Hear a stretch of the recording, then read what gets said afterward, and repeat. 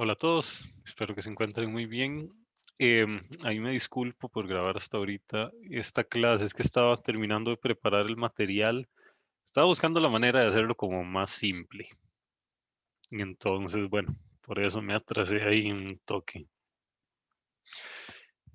Lo que vamos a ver hoy es el tema de arquitectura de procesadores, o sea, qué es lo que contiene un procesador, más o menos, cómo es que funciona un procesador y el marco en el cual se encuadra ese procesador dentro de un sistema computacional.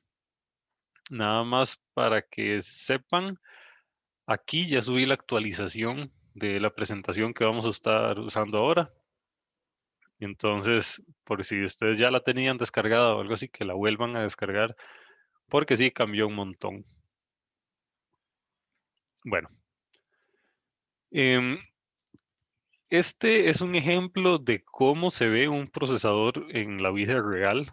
Este es un procesador simple, pero real. Es un procesador que se llama MIPS, M-I-P-S. En el fondo es como un procesador que se utiliza de manera casi que únicamente académica por lo simple que es. Entonces es como para ilustrar bien los conceptos de qué es lo que tiene un procesador y cómo se comporta. Pero es un procesador muy simple, digamos. Si bien es cierto, uno puede hacer un chip de esto y puede usarlo para hacer cosas, es tan simple que pues no se usa en la vida real. Digamos, difícilmente va a haber un sistema que lo tenga, pero es un procesador real. Y eso sí, si nos ponemos a ver el diagrama de bloques de un procesador más complejo, digamos, un procesador Intel eh, Pentium o algo así, es tan complejo que no se utiliza como para explicar cómo funciona un procesador por lo complejo que es. Y aparte tiene la particularidad de que son procesadores propiativos, digamos, son de Intel y todo lo referente a cómo funciona es propiedad intelectual de Intel, entonces no es como que uno lo pueda conocer. Lo que sí, uno que sí se conoce cómo funciona son los procesadores ARM, que es de una empresa que se llama ARM, ARM. Y estos procesadores sí son como más libres. Aunque los venden y todos venden la propiedad intelectual, es una empresa, pero sí hay como más información al respecto de cómo es que funcionan internamente. Al menos sus versiones más simples. Pero bueno, aquí qué es lo importante de este dibujo, qué es lo importante. Lo voy a señalar aquí, vamos a ver. Ujú. Aquí. Esto es importante. Es lo que se llama ALU, la unidad lógico-aritmética. Esto lo hemos escuchado varias veces, yo creo. Acá esto es importante también, es la memoria de instrucciones. Básicamente dice dónde es que están guardadas las instrucciones y cuáles son las instrucciones.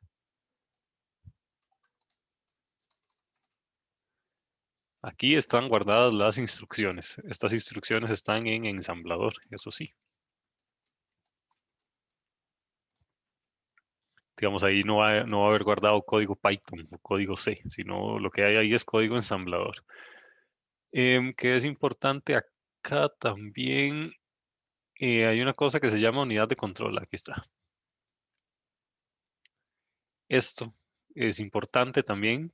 Es la unidad de control. Es lo que normalmente cuando uno se refiere a procesadores, sinceramente no sé por qué, pero todo el mundo piensa que el procesador solo tiene algo y solo tiene unidad de control.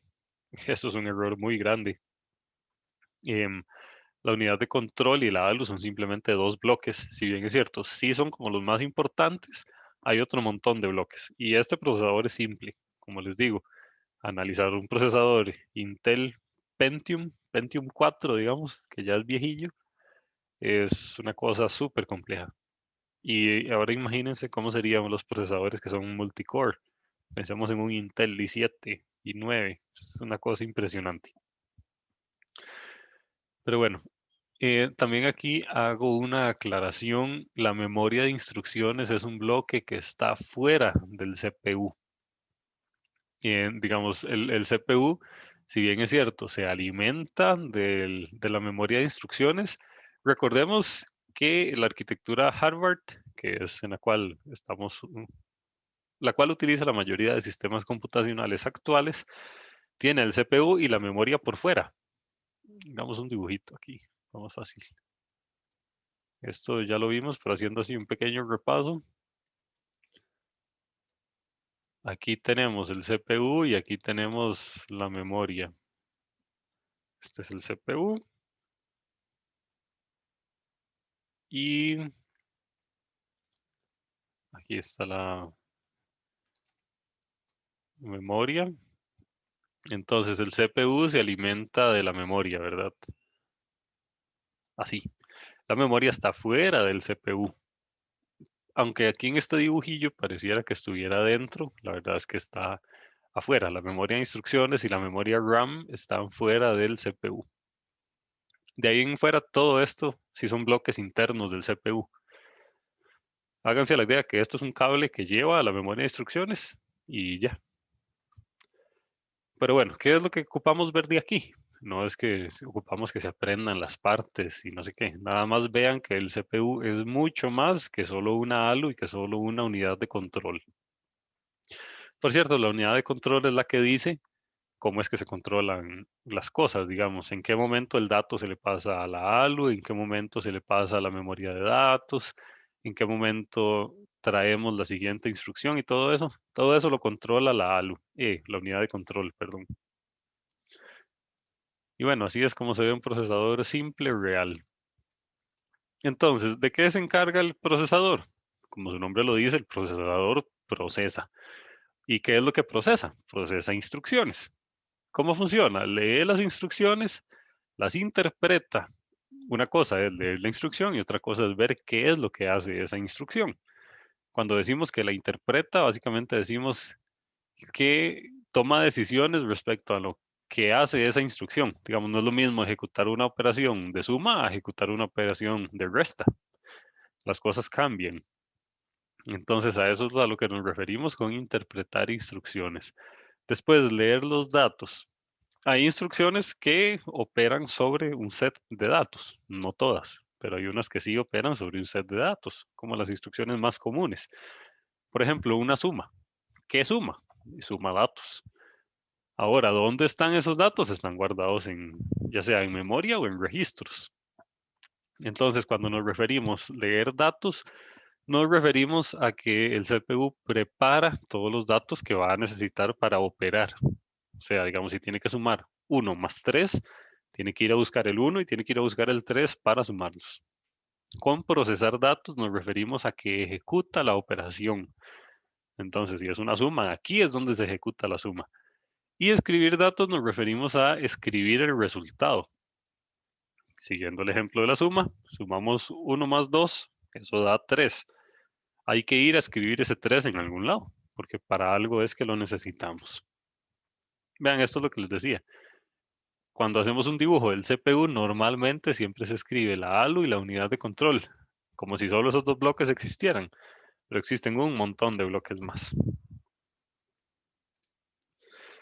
Este es un ejemplo de cómo se ejecuta una operación en un CPU. Y este es un ejemplo muy bonito, que la imagen no es tan bonita. Es un ejemplo muy simple de cuáles son los pasos para ejecutar una instrucción. De las instrucciones más simples y más fáciles de entender es la instrucción de add. Y por cierto, aquí hay un error. Déjenme corregirlo.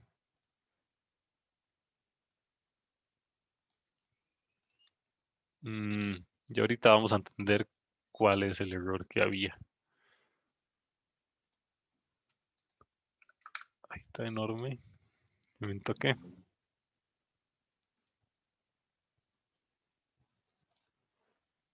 Ok. Decía add R0.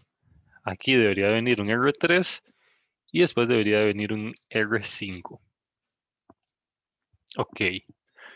¿Quién es R0? ¿Quién es R3? ¿Quién es R5? Son registros del procesador. Los registros del procesador, recuerden que es donde el procesador guarda datos intermedios. Si recordamos la clase de jerarquía de memoria, los registros del procesador es el tipo de memoria que está más cerca del procesador. Entonces, véanlos aquí. Aquí está R0, aquí está R3 y aquí está R5. En el inicio de los tiempos, aquí en R3 hay un dato llamado A, puede ser cualquier cosa. Y en R5 hay un dato llamado B, puede ser también cualquier cosa. Entonces, ¿qué es lo que vamos a hacer? Vamos a hacer una suma. Por eso dice ahí, AT es una instrucción de suma. Hay instrucciones de resta, de multiplicación, de corrimientos, de un montón de cosas. De división, de multiplicación también. Entonces, lo que vamos a hacer, nuestro objetivo con esto es hacer que en el registro de R0 haya lo que está en R3 más lo que está en R5. Eso es lo que deberíamos de tener en R0.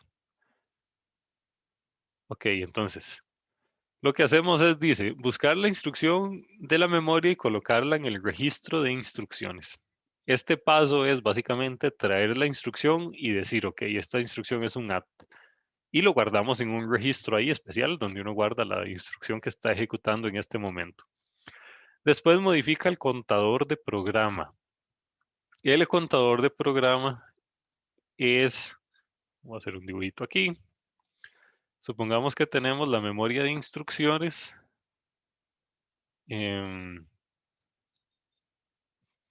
Supongamos que tenemos una memoria de instrucciones, algo así.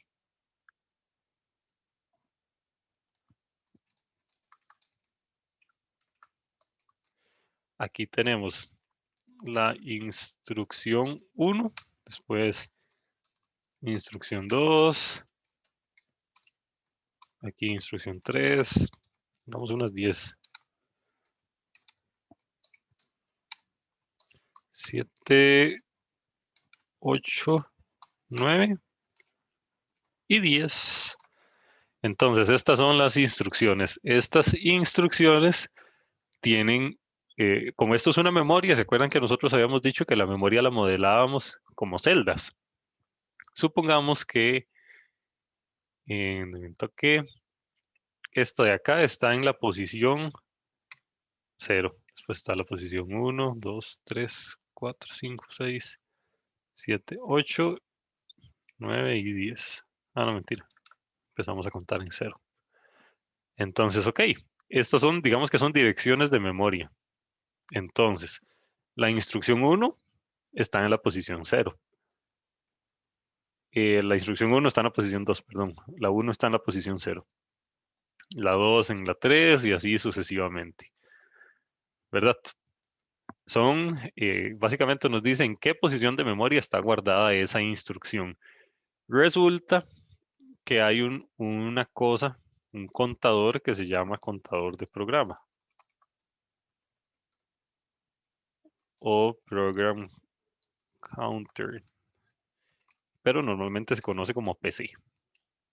Básicamente nos dice cuál es la instrucción que estamos ejecutando en este momento. Entonces, al inicio, el program counter apunta a la posición 0, o sea, PC es igual a 0.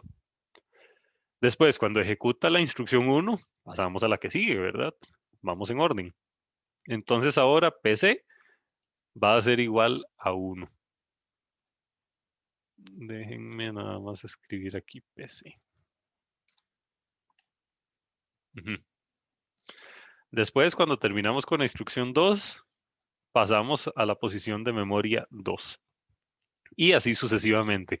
Entonces, en el diagramita anterior, cuando decía incremento de PC, significa que, ok, ya trajimos la instrucción 1.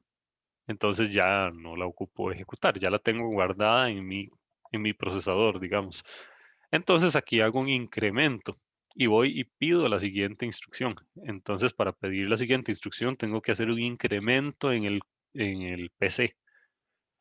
Ok, esto es así es como funciona el PC, digamos. Por cierto, ustedes van a recibir cursos de esto en su carrera. Por cierto, el curso creo que se llama algo de diseño de sistemas digitales o algo así.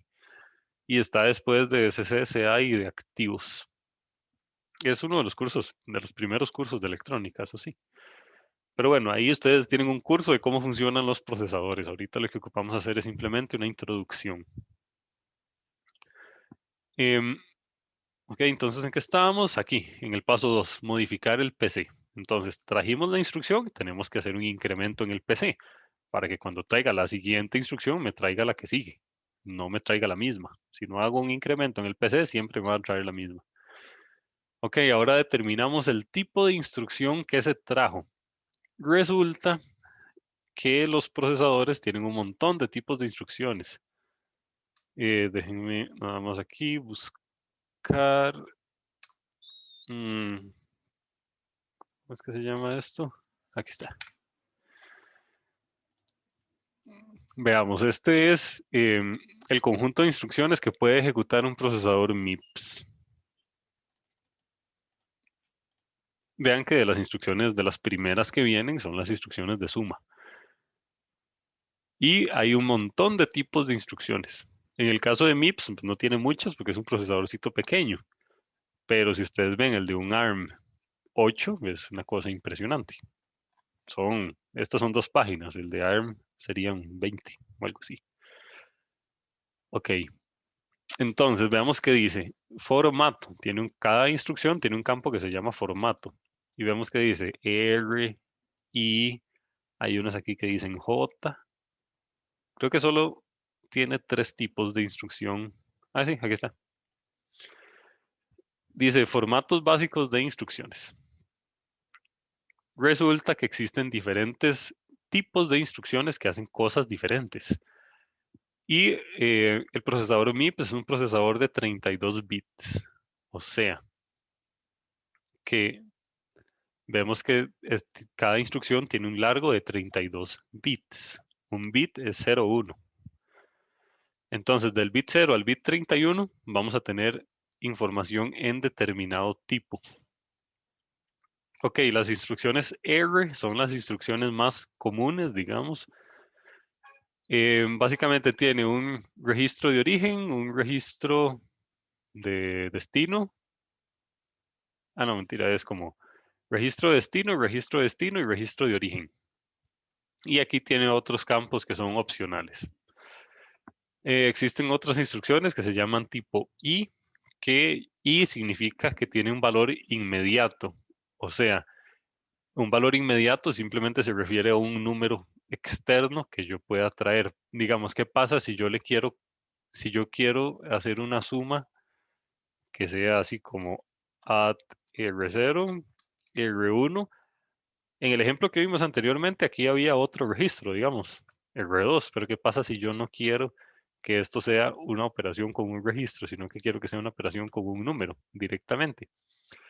Este 5 que está aquí se refiere al valor inmediato. Después hay otro tipo de instrucciones que se llama instrucciones tipo J. J lo que significa es jump. Y básicamente es el opcode, que es como, ¿cómo decirlo? El identificador de la instrucción. Por ejemplo, el opcode de add. Bueno, add tiene un opcode definido. Hay una operación de resta, tiene un operador definido. Es básicamente el identificador de la instrucción. Si hay un montón de instrucciones, entonces necesito un montón de identificadores. Vean, cada uno de estos son tipos de instrucciones que yo puedo ejecutar. Cada uno de estos tiene un opcode definido. Es el identificador de cada una de las instrucciones. Entonces, una instrucción tipo J tiene el opcode que lo identifica como una instrucción de jump y tiene un address. Este address es el address al cual yo voy a brincar. Ok, ¿qué pasa cuando yo estoy haciendo un ciclo, digamos? ¿Han visto que un ciclo se repite determinada cantidad de veces? El mismo código se repite muchas veces. Entonces, cuando yo termino de ejecutar lo que está dentro del ciclo, tengo que volver a mover mi contador a que apunte hacia arriba para que vuelva a empezar el ciclo y vuelva a ejecutar otras instrucciones. Entonces, esta es un tipo de instrucción que básicamente lo que hace es saltar a una posición de memoria definida. O cuando estoy en una función y llamo a otra función. Entonces, tengo que saltar a la dirección de la otra función a la cual, tengo que saltar a la dirección de la otra función a la cual yo quiero ir. Entonces, ¿para qué esto está hablado? Para que sepan que existen diferentes tipos de instrucciones. En el caso de MIPS existen únicamente 3. En procesadores más complejos van a existir otro montón. Ahora, como les digo, no se preocupen tanto si no... si hay un montón de cosas que no le queda clara, evidentemente hay un montón de cosas que no van a entender así inmediatamente. Todo esto que les expliqué es simplemente para que ustedes sepan que existen diferentes tipos de instrucciones. Entonces, el paso 3 es determinar cuál es el tipo de instrucción que se trajo. En el caso de add es una instrucción tipo R. Por lo tanto, el manejo que se le tiene que dar es como instrucción tipo R. Si fuera tipo J, el manejo que se le da es diferente. Ok, el paso 4 dice, si se requiere un dato en memoria, hay que ubicarlo. ¿A qué nos referimos con esto? Em, de que hay veces que uno hace operaciones con datos que no están en los registros y hay que ir a la memoria caché o hay que ir a la memoria RAM a traer el dato. Entonces a esto no es a lo que nos referimos. Nosotros vamos a partir del hecho de que el registro 3 ya tiene el dato A y el registro 5 ya tiene el dato B. Ahora el paso 5 dice buscar el dato y ubicarlo en un registro. Ya nosotros lo tenemos aquí. El registro 3 tiene un A y el registro 5 tiene un B. Después se ejecuta la instrucción. ¿Cómo se hace esto? Básicamente, agarramos este A y lo ponemos aquí. Agarramos este B, lo ponemos aquí. Y la ALU sabe que lo que tengo que hacer es una suma. Entonces el registro de salida de la ALU va a tener ahora A más B, que es lo que yo quería. Si aquí yo hubiera puesto una resta, aquí me hubiera salido A menos B. Si aquí hubiera puesto una multiplicación, aquí me hubiera salido A por B. ¿Quién se encarga de todo esto? La unidad de control. Y hay un paso adicional que no viene aquí, que es súper importante, que es agarrar este registro de salida e ir a escribirlo en mi registro de destino. Si no hago esto, simplemente realizo la suma, pero ese dato que yo generé, nunca nadie lo va a usar. No va a ser útil porque no lo guardé en mi destino. Entonces, ese digamos que sería el paso 7. Agarrar el registro de salida y ponerlo en el registro de destino. Y bueno, así es en términos generales cómo se ejecuta una instrucción para un procesador ahí genérico e hipotético. Bueno, relacionado a esto de los procesadores, existe una cosa que se llama ley de Moore. Estoy seguro que ustedes han escuchado de esto. Básicamente es una ley que dice que cada determinada cantidad de años, el número de transistores se duplica. Aquí dice, el número de transistores se duplica cada año. Entonces, esto genera si yo grafico la cantidad de transistores por procesador en función del año, entonces vemos que cada año en teoría se duplica la cantidad de transistores. Eso significa que ahora yo puedo meter un montón de transistores por unidad de área conforme avanza el tiempo. Si ustedes se ponen a ver, em, por ejemplo, la cantidad de transistores en un procesador Core i7 versus en un Core i9, van a ver que hay un incremento. Ahora, no necesariamente puede que sea el doble, pero sí va a haber un incremento. Conforme avanzan los procesadores, vamos a tener más transistores. Ahora, esto es todo un tema, porque la miniaturización no es infinita. ¿Cuál va a ser el límite de la miniaturización que yo pueda hacer en un procesador? Eso va a ser hasta que el electrón ya no quepa por una pista, ya no quepa por el bus de datos, digamos. Esto es algo muy loco. Uno podría pensar, ok, los procesadores son tan pequeños que, digamos, tienen sus cables tan pequeñitos, sus cablecitos internos tan pequeños, que es posible que el cable sea tan pequeño que ya un electrón no quepa. Entonces vemos que la miniaturización no es infinita. Digamos, yo no es que puedo hacer procesadores cada vez más pequeños y meter más transistores en la misma área. Tiene un límite esto. También hay otra cosa que está relacionada a esto y es la frecuencia. Digamos, ustedes, esto es súper loco, digamos, pero nosotros sabemos que, eh, bueno, no sé si sabemos o no, pero si yo tengo aquí un cable cualquiera, de me toque, digamos que yo tengo un cable que viene para acá y después ese cable viene para acá y después ese cable viene y llega aquí. Aquí tengo un punto A, aquí tengo un punto B y mi idea es llevar un dato, o sea, un electrón desde el punto A hasta el punto B, ¿verdad? Siguiendo este camino. Ese es el camino que hay. Resulta que el electrón tiene masa. Digamos, esa bolita de ahí es el electrón. Ese electrón tiene una masa definida. Tiene una masa, es obviamente súper pequeña, es casi que despreciable, pero tiene masa. Tiene una masa m.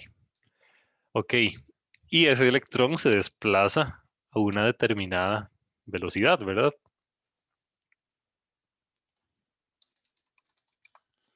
Se desplaza a una velocidad v. Ahora, si este electrón está en movimiento, si viene por el cable recto, pues todo bien, por aquí, por el segmento recto. Pero resulta que cuando llega a la esquina, ¿qué va a pasar?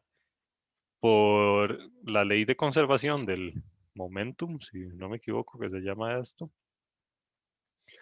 este electrón va a querer seguir recto para acá. Entonces, si este electrón sigue recto para acá, va a pasar a otro cable que esté a la par. Recordemos que como estamos en escenarios miniaturizados, aquí hay un montón de cablecillos más, hay un montón de pistas, hay otros componentes. Entonces es posible que este electrón se me pase para acá, o se me pase para allá, o se pierda en el infinito. Es posible también. Entonces vemos cómo nosotros no podemos miniaturizar todo eh, infinitamente, digamos. Y esto está relacionado también a la frecuencia a la cual opera el procesador. Es también muy vacilón ver cómo ocurren determinados fenómenos conforme la frecuencia de operación se incrementa. Ok, ya ignoremos este problema de que el electrón puede que pase recto. Supongamos que yo tengo aquí más cables, como dijimos.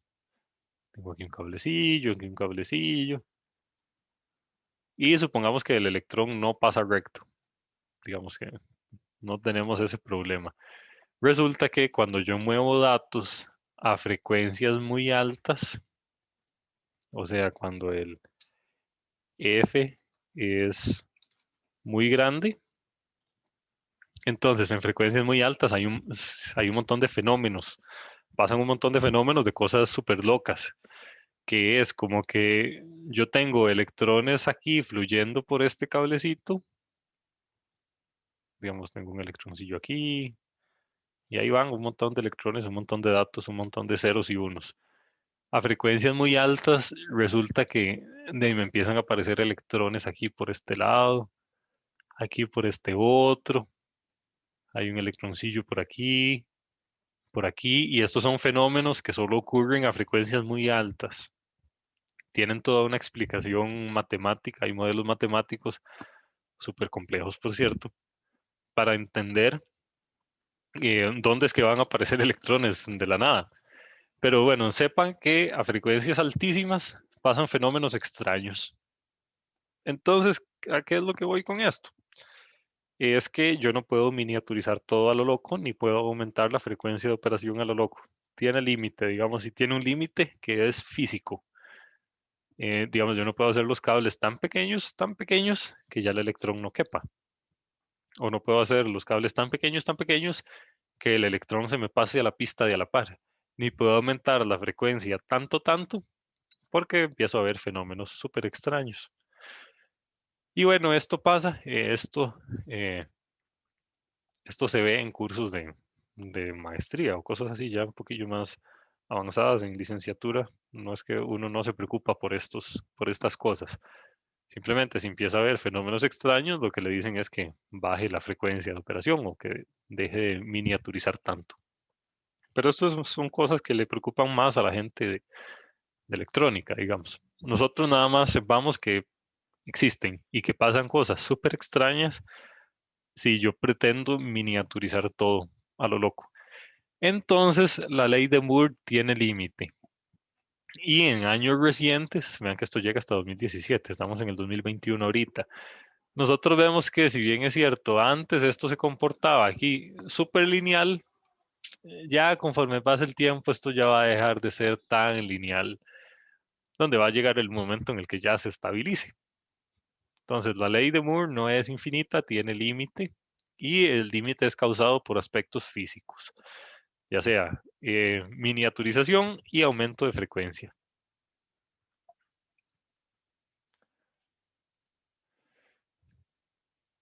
Ok, también ya, cambiando un poquito de tema, de hecho no sé qué pasó con el título de aquí, pero aquí debería decir eh, set de instrucciones. Que siguiendo con el mismo tema de los procesadores, nosotros sabemos que cada procesador puede ejecutar un conjunto de instrucciones definido. Es un conjunto de instrucciones que está predefinido. Cuando uno diseña el procesador, uno dice, yo quiero hacer un procesador que haga esta y esta instrucción. Y ya después hace el procesador. No es que hace el procesador y después ve a ver qué ejecuta. Primero define qué es lo que tiene que ejecutar y ya después hace el procesador. Ahora, ese conjunto de instrucciones que el procesador puede ejecutar se llama set de instrucciones en español o ISA en inglés. Y el ISA, pues, lo que significa es set de instrucciones. Básicamente contiene las instrucciones que el procesador puede ejecutar.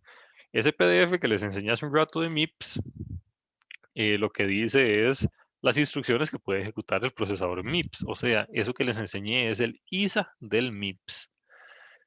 Son instrucciones de tipo ensamblador. Recordemos que al final, si yo programo en cualquier lenguaje, ese lenguaje se convierte a instrucciones ensamblador. Entonces, el procesador lo que ejecuta es código ensamblador. El procesador no ejecuta Python, no ejecuta C ni Java, ejecuta instrucciones en ensamblador.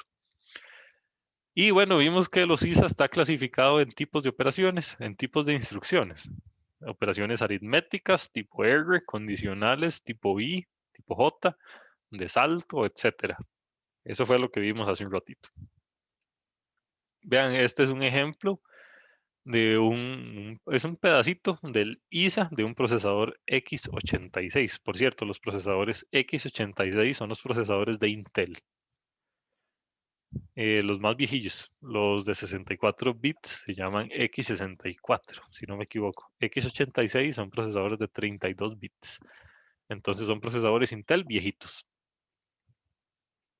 Por cierto, Intel es una empresa que realmente ha revolucionado un montón pues, la industria de la computación en general. Entonces, realmente ha hecho aportes muy buenos a la computación. Ahora, Intel es una empresa, o sea, es un negocio. Estos aportes los ha hecho no por caridad, sino para aumentar plata, digamos, para ganar profit. Pero de que ha hecho aportes, sí los ha hecho, indudablemente. También empresas como IBM, Compaq o así, empresas que fueron como los padres de la computación en su momento. Entonces sí, son empresillas que realmente han hecho mucho aporte. Por cierto, muchos de los ingenieros en computadores trabajan en Intel o en empresas así, en IBM, Microsoft. Es común que ustedes vayan a trabajar en empresas así. Ok, los ISA resulta que están clasificados en dos. Digamos, existen dos tipos de, em, de arquitecturas de set de instrucciones. Los nombres son súper fáciles. Uno se llama RISC, que lo que significa es Reduce Instruction Set Computer, y el otro se llama CISC, Complex Instruction Set Computer. Básicamente uno es, si ven la diferencia de esto y esto, uno es reducido y otro es complejo. ¿Cuál es la diferencia entre uno y otro? Es que uno es reducido y el otro es complejo. No hay mucho más allá, por eso les digo que es fácil de entender. Entonces tenemos dos tipos de ISAs, uno sencillo, otro complejo. El sencillo es como el más intuitivo y es casualmente el que se utiliza más en la vida real.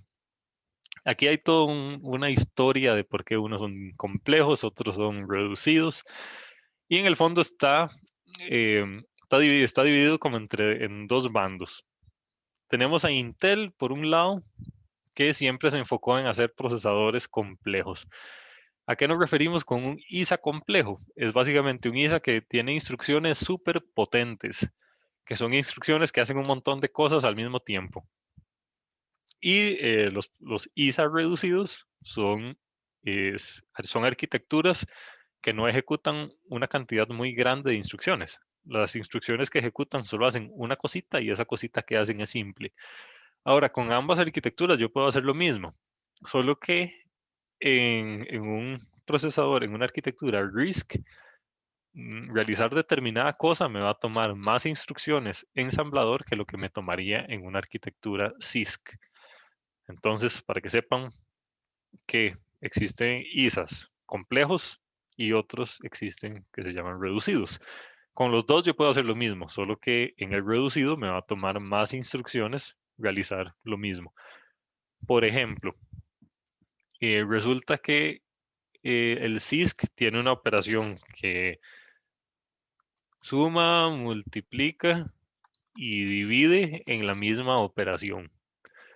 Ahora, yo puedo hacer esto mismo con un procesador RISC, solo que voy a tener que hacer primero una suma, o sea, una instrucción, después una multiplicación y después una división. Y vean que yo puedo lograr el mismo comportamiento, pero esto en un procesador complejo simplemente sería una única instrucción. Intel fue el que estuvo y apoyó más los procesadores complejos. El resto de empresas apoyaron más los procesadores simples. Al final, ¿quién ganó?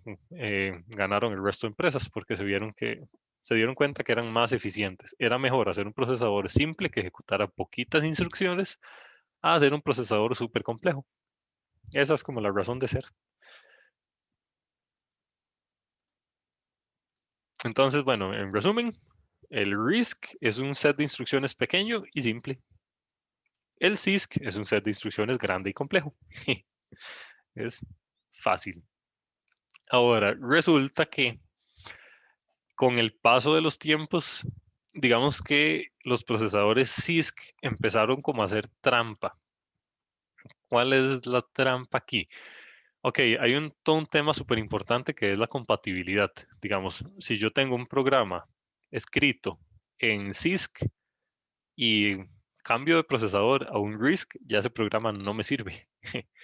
Entonces, yo tengo que mantener el ISA entre mis diferentes procesadores, tengo que mantener el ISA invariable, o sea, las instrucciones que puede ejecutar el procesador tienen que ser las mismas. Ahora que el procesador lo haga más rápido, ya eso es otra cosa. Imagínense lo que sería que ustedes tienen ahorita una computadora, digamos, con un Core i7 y quieren cambiar a un Core i9. Resulta que en el Core i9 ya ninguno de esos programas les sirve. Ese era el riesgo que existió en determinado momento. De que, ok, Intel se dio cuenta que se la peló haciendo procesadores complejos y ahora los procesadores que hace son simples. Sin embargo, ¿cómo hace Intel para hacer un procesador simple y que pueda ejecutar las instrucciones complejas que proveía antes? Entonces, básicamente lo que hizo fue añadir unas unidades ahí que lo que hacen es convertir instrucciones complejas en un montón de instrucciones simples. Así, entonces Intel ahora produce procesadores RISC, o sea, procesadores simples que ejecutan instrucciones complejas. Pero ¿cómo lo hacen? No es que el procesador lo ejecuta así per se, sino que añade un montón de unidades aquí que convierten una instrucción compleja en un montón de instrucciones simples. Así pueden mantener los programas ya existentes y pueden ejecutarlo en un procesador simple. Esto en el fondo lo que hace es añadir un montón de ineficiencia y es una de las cosas por las cuales más se le critica a los procesadores Intel y CISC en general. Vean que añade un montón de etapas ahí que podrían no existir si el procesador fuera RISC y el código fuera RISC. Entonces Intel hubo unos años en los que hizo procesadores CISC, pero se dio cuenta que se la peló, que eran ineficientes y que eran caros. Entonces empezó a hacer procesadores RISC, pero le añadió un montón de etapas que convertía instrucciones complejas a instrucciones simples. Entonces ahorita todas nuestras computadoras ejecutan código CISC en un procesador RISC a través de un montón de ineficiencias, que es básicamente un montón de conversiones. Vean qué vacilón, como un asunto puramente histórico y como una mala decisión nos tiene ahorita nosotros de pudiendo ejecutar las cosas mejores. Aunque bueno, estos son asuntos ahí muy filosóficos. Pero bueno, en el fondo sepan que existen actualmente todos los procesadores, bueno, no todos. Hay sus diferencias, pero digamos, hay una gran tendencia a que todo lo que se haga sean procesadores RISC. Digamos, todos nuestros celulares, eso sí, de fijo, utilizan procesadores RISC. La mayoría de celulares y artículos móviles utilizan procesadores ARM, que los ARM son RISC por definición. Y bueno, existen otras arquitecturas, ya, este es como un dato adicional a nuestra presentación de organización de sistemas computacionales. Hay dos arquitecturas que son súper interesantes de analizar. Una es la arquitectura de GPU, que ya ustedes vieron unos videos, bueno, espero que hayan visto unos videos que yo les había pasado de cómo funcionaba un procesador GPU, que es básicamente un procesador gráfico. Vean que básicamente un GPU, lo que tiene es un montón de cores, cada uno de estos es un core, o sea, un procesadorcillo, que lo que hacen es operar datos masivamente. Entonces hacen un montón de cosas, las hacen en paralelo y las hacen masivamente. Y también otra arquitectura interesante es la de los servidores, que eso es también todo un tema. Digamos, cuando ustedes se meten a Facebook, ustedes acceden ahí a un montón de servidores. ¿Cómo funcionan esos servidores? Eso es también muy interesante. Tienen también un montón de cores, son súper potentes, tienen una cantidad impresionante de memoria y de almacenamiento. Ahí todo se mide en teras. Digamos, usted puede ver un servidor con un tera de memoria RAM. Es también todo un tema de estudio súper interesante. Son aparatos carísimos, pero carísimos ya en el orden de millones de dólares, y por lo que implican, por lo que hacen. También tienen un montón de cosas de redundancia. Ustedes se imaginan lo que sería, digamos, que se caiga un servidor de algo importante, digamos, que se caiga un servidor del ejército, que se caiga, bueno, es que aquí en Costa Rica no tenemos ejército, entonces no sabemos muy bien las implicaciones de eso. Pero no sé, pensemos para un país como de Estados Unidos, que se les descomponga la red interna del ejército o algo así. Entonces, lo que los servidores tienen es un montón de cosas redundantes. O sea, son como dos servidores partidos en dos. Si uno se descompone, el otro entra a funcionar. Digamos que todo esto se descomponga. Vemos que tenemos cuatro. Entonces, si este se descompone, los otros tres se activan y empiezan a asumir el trabajo, porque las redes nunca pueden estar caídas. Ojalá nuestras instituciones públicas tuvieran esa forma de pensar, digamos. No sé si les ha pasado que van a alguna institución pública y dice que se cayó el sistema, como si fuera algo así muy, muy simple, digamos, y básicamente están ofreciendo un mal servicio. Bueno, eso es también todo otro tema filosófico. Y bueno, hasta aquí llega nuestro tema de organización de un sistema computacional. Espero que lo hayan encontrado interesante. Y bueno, y ahora a partir de acá vamos a seguir con temas teóricos en taller y complementado con los proyectos, digamos que es como la parte pesada del curso. Los temitas como tal son, como ven, son temas simples. También antes de terminar, sepan que esto sí se va a evaluar, digamos, en el examen 2 de taller, pero como son temas teóricos, las preguntas pues van a ser teóricas. Básicamente es como que Lo que se busca es que ustedes entiendan bien el concepto, no que se aprendan las cosas de memoria, nada más. Entonces, bueno, muchísimas gracias. Hasta luego.